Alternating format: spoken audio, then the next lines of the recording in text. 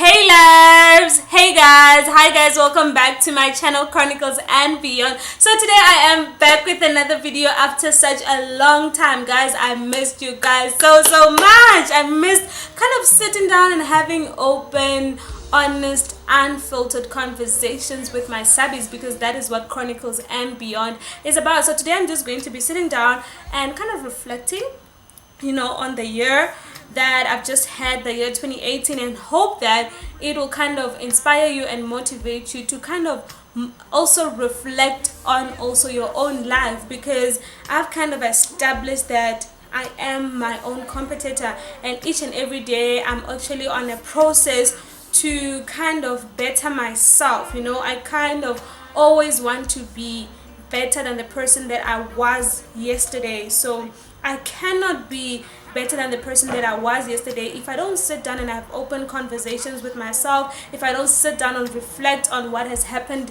in the past, if I don't sit down and kind of correct certain mistakes. You understand? So this is what this video is going to be about. So if you do enjoy this video, guys, please don't forget to give it a massive thumbs up. Don't forget to leave a comment down below, and if you are new to this channel, welcome to my channel, and please don't forget to hit the red subscribe button down below so that you join this family and you don't miss out on any of my other further content. So yeah, let's get right straight into the video. So I've actually seen on social media, guys, I've actually realized this on social media a couple of weeks back. People were busy talking about, there was this buzz, man. I don't know if you guys noticed. I don't know if you guys are very active on social media, like especially on Twitter. There was this buzz where people were busy talking about how much of a bad year 2018 has been. People were actually listing down the amount of people, the number of people that we've lost. People have lost jobs, there have been strikes, people have been retrenched. Okay, retrenched is losing jobs. Yeah, like just people were just talking about the number of bad things that have been happening, especially when it comes to relationships. I actually saw a tweet where someone was saying, I don't know if the person who is driving the relationships in 2018 actually has a driver's license, because wow, guys, yeah, crash, So yeah, there's been this buzz, man, and for a moment you could actually feel like everyone was having a bad year and 2018 should just end, and then yeah, man, and it actually made I feel like, I don't know if it was just me, but because I also had quite a very bad year. I guys, Bengoa this year, like Bengoa for real, like Bengoa. But I'll tell you guys about it. But anyways, because I'm also part of the people that actually had a very frustrating year this year, it kind of made me feel better. And I just, for a moment, I thought, okay, 2018 was just bad, until someone on my TL posted that, guys, please write the things that you're grateful for that happened in 2018, something along those lines, or please tell me a blessing that you got in 2018. And people came out, guys. People came out listing things. I bought a new house, I graduated, I passed my board exams, I passed my CTA, I got my honors, I bought my first car, I built my mama a house, and things just shifted. Like the trajectory just shifted, guys. The slope just went from positive to negative, guys. Everything that's just shifted, and then at that time I just realized, actually it seems like everyone had a great year. That's when I actually realized that in life there's nothing such as a bad year in general, and there's nothing such as a good year in general. Everyone has seasons in their lives, and we all go through different seasons. There's always going to be someone who's going through a rough patch, and there's always going to be someone who's going through a very good space in their lives. And I think that I've learned this very, very important lesson in my life, that if I am in a season in my life where nothing great is happening, if I'm in a season in my life where I'm not signing any deals, I'm not signing any contracts, I'm not buying any car, I'm not getting any good amounts of money, I'm not graduating, I'm not falling in love with this special young man, if I'm not in a space or in a season in my life where I am enjoying being in a good relationship, then that particular season that I'm in, I should at least get a lesson out of it. You understand? So I feel like the season of my life has just been about grabbing lessons, grabbing lessons and becoming wiser and becoming stronger and becoming very, very, very stronger. You understand? And I remember in the Bible, there's a book that talks about how there is a 7 years of plenty and how there's 7 years of none, where it happens in life, guys, where there are certain seasons where everything is just going well, like Bay is loving you. You just wake up in the morning, bunch of flowers. You just wake up in the morning to a big text. Everything is just going well in school and everything. And I feel like I've had that kind of season. And also there are certain seasons in your life when nothing is going well.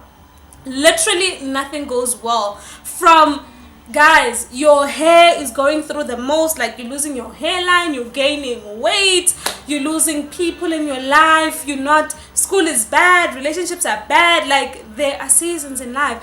And I feel like I've grown to kind of appreciate that concept of seasons in my life. I have really, really grown to accept and appreciate that life occurs in seasons. And yeah, man, I kind of I've grown to kind of accept my life, because 2018 honestly for me was such a rough year. I cannot tell you guys the number of times I thought of dropping out of school. And everybody who knows me, like everybody who grew up with me, everybody who knows me knows how much I love education, how much I value education, and how much I want to be an educated young woman in South Africa. And this year I was just like, I'm done with school. And I mean, come on guys, if I'm done with school, what am I gonna do with my life? Because I mean, that's what I have been investing myself in for the past 19 years or so. I've been in school. So if I'm gonna drop out of school, what the hell am I gonna do with my life? But for so many times, guys, I thought of dropping out. There's even a moment where I sat my parents down. I told them I'm done. I sat my family down, just my parents down, and told them I'm done with this thing.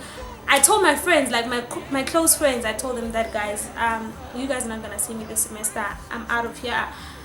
I even went to the extreme of calling my sponsors, and I told them that I'm done, because I had gotten to a point in my life where I felt like I needed to decide on what is more important, whether this degree is more important or my mental health and my happiness is more important. You understand? So I actually went through a very, very, very rough year, but in all that I learned very much valuable lessons. And I actually learned and I actually realized that this is something that I really, really want with all my heart, because if I didn't want this, I wouldn't have allowed myself to go through so much. You understand? So I mean, come on, sometimes you don't get what you want, but you always get a lesson.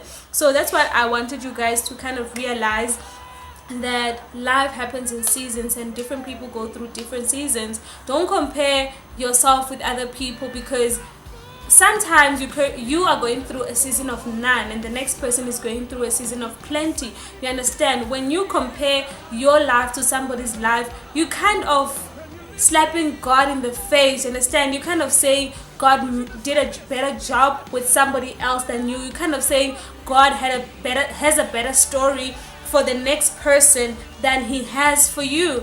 And I mean, I keep saying this every time. The making of a testimony is not easy. And I kind of realized that if I give up, this is where my story ends. And I can't imagine my story being that of a person that actually gave up, being that of a person who didn't complete what they started. Because God says he that began a good work in you is going to kind of complete it until the day of the Lord. So we constrain ourselves to short timelines, to 5-year periods, to 10-year periods, and we forget that the Lord says that he will complete the perfect work in you until the day of the Lord. So he has until the day of the Lord to complete the perfect work in you. You understand? So we should never ever feel like we're running out of time to achieve our goals. We should never ever feel like we're running we very much late. We should never feel like we are delayed. We should never ever feel like we are failures, because we have until the day of the Lord to complete the perfect work. And also, the last thing that I just want to touch on, over the past few weeks I was reading the Bible and I stumbled upon the story of Abraham and Sarah in the Bible. And you know, this is a story that we all knew. Like, all of us know that Sarah was barren, right? We all know that Sarah was barren. Sarah couldn't have children. They got to like 90 years without children. And then the Lord promised Abraham that I will make you a father of nations, that he should look up to the sky and he should count the number of stars. That is the number of children that he's going to have, all that kind of stuff. But I got a revelation from this story that kind of hit me so hard. And I got a revelation that actually made me see myself in the face of Sarah. And I'm going to share this with you guys very much briefly, very briefly. I'm going to try to be very brief in sharing this, but I promise you guys, this changed my heart. This kind of just made me want to hold on to my dream, made me want to hold on to my goals.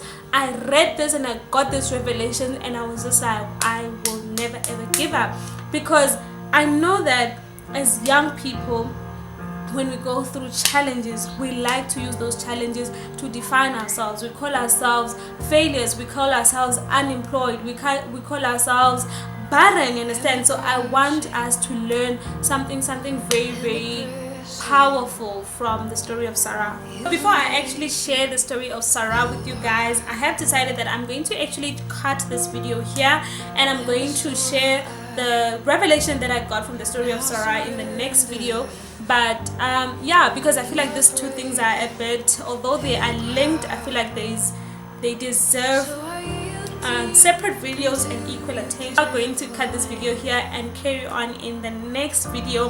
But in this video, I just want you guys to kind of talk to me guys about this concept of seasons. Do you believe in seasons? Do you believe that as people we go through different seasons in our lives? And I want to know from you guys, what keeps you going when you go through, you know, rough seasons? What keeps you holding on to your dreams when you experience things that are threatening your dreams and things that threaten your mental health? And I want to know from you guys, have you ever gotten to a point where you've actually had to put your dreams on hold, your goals on hold, and put yourself as in your mental and your spiritual and your emotional health first? But anyways guys, thank you guys so much for watching this video, and let's meet in the next one. I love you guys so much. Bye.